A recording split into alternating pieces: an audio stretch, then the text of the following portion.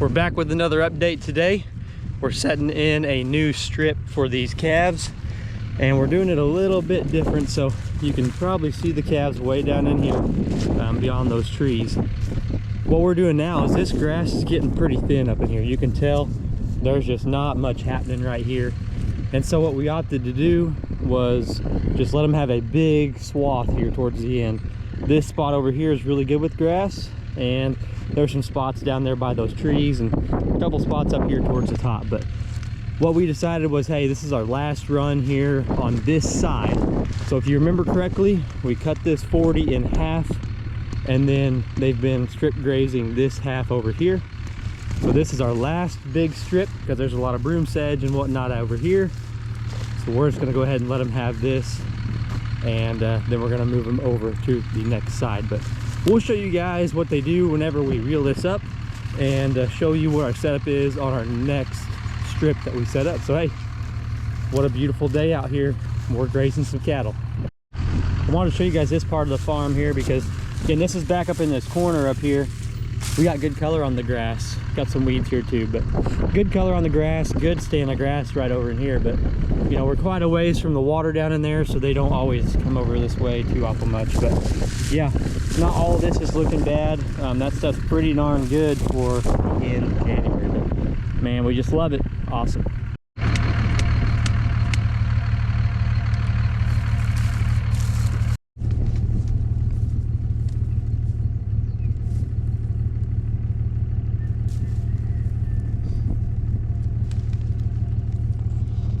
You can tell calves are down in here, their wires down in here. Here's those two trees you saw earlier, and this is going to be the stockpile that they're in now. Up there by that cedar tree right there is where we created the new strip. So we'll give you guys a look at that. Kind of had to rig up the post here because it's not very good ground, but that's what our wire looks like. It's kind of an added angle to this corner over here. So a pretty big size strip. But the reason we're doing this is we're nearing the end of that 40, so where these cedars are up there is the end of that 40, but the grass is not very good at all up there. So what we decided to do was go ahead and just give them a big last swath of this. This grass is pretty good here, but I wanted to get down and look at it with you guys. So this is a bigger clump, and of course there's spots that are kind of sparse over there, but they still have grass here. The extreme cold and that snow that we got is kind of starting to take a toll on it, and so it's kind of turning brown a little more. But you can tell there's still plenty of green down in here, and it's good forage for them.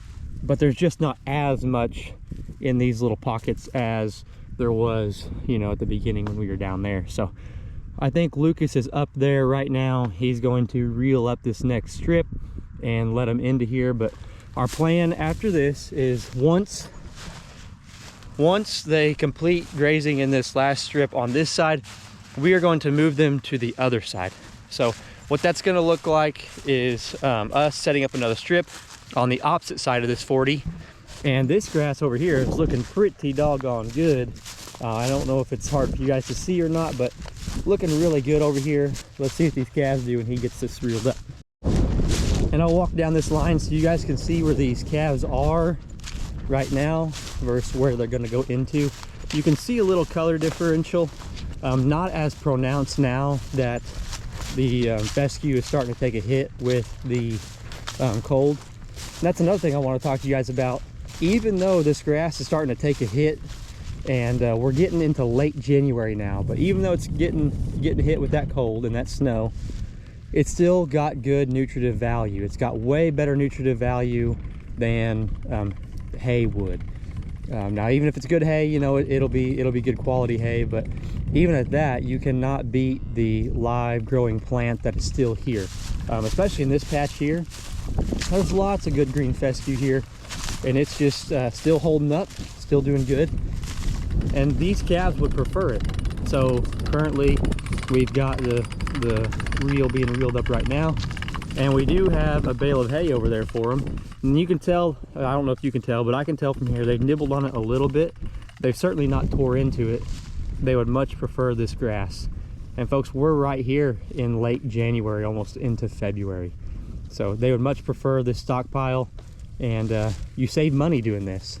Setting out that round bale, it costs some money. Doing this, I guess if you count your labor, maybe 20-30 minutes a day, if that, especially if you're doing 3-day movements like we are. On the days you don't set up a new strip, might be a 5 or 10 minute ordeal and you're gone. You just let them graze here, and maybe give them some grain, chop their ice, or whatever you want to do. But that's why we really like this, is because this is what they prefer and this is what they're going to do the best on. Now I understand that trying to graze in the winter and put some pounds of gain on calves is probably not the best business model in the world, but it can't be that bad. You know, they're not going to gain as good as they would in the spring when that grass is really cranking, or earlier in the fall when it's got some great color to it. But still, we hit these calves, got into an opportunity and decided to try it. So we'll see what they weigh out at, and I'll try to do a follow-up video at the very end of how much weight they started at, how much weight they ended up gaining, and basically what we did and how we did with these calves. So man, it's a beautiful sight out here. There they go.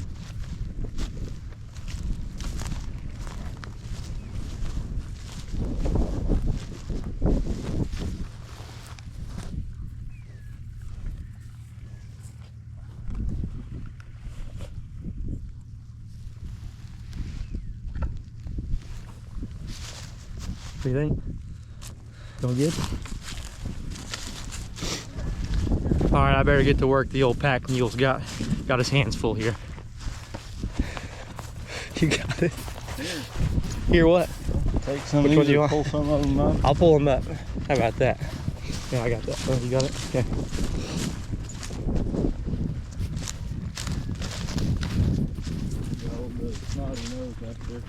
Yeah, it does, doesn't it?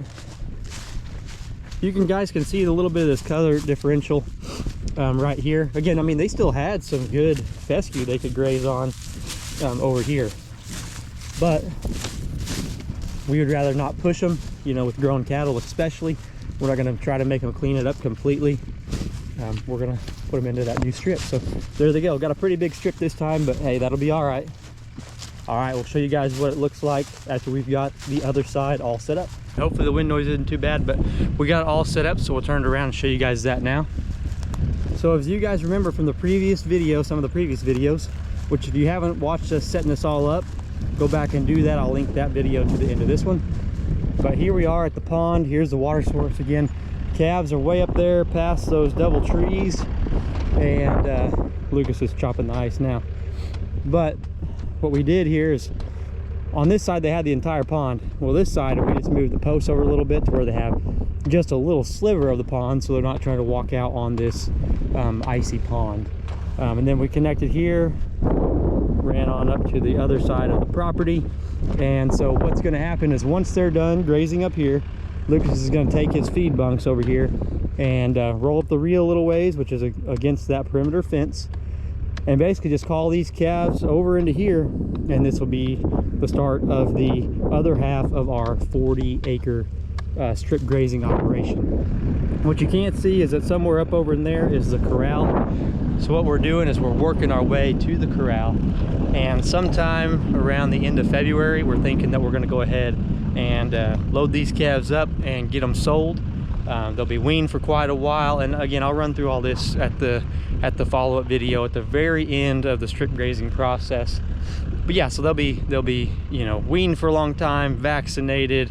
You know, they'll be from bulls to steers, and so we're trying to add value by doing those things, and plus putting some pounds of gain on these calves with the grazing. So that's kind of our idea. Again, I know middle of winter is not the best time to try and do this, but we just wanted to jump on an opportunity when we had it and utilize this pasture, because yeah, we just kind of happened into this situation here, and so we're going to give it a shot. But hey, I'm enjoying it so far, and again, we appreciate you guys so much for watching. If you haven't already, hit that subscribe button. We've got lots of outdoor hunting and fishing content, and as well as farming content too. And yeah, I just love it every day, and we're out here all the time, so I'll try to bring you guys along and hope you guys stick along for the ride. Hit that like button, comment any questions you have below, and hey, we'll catch you on the next one. Give him a thumbs up. Woo!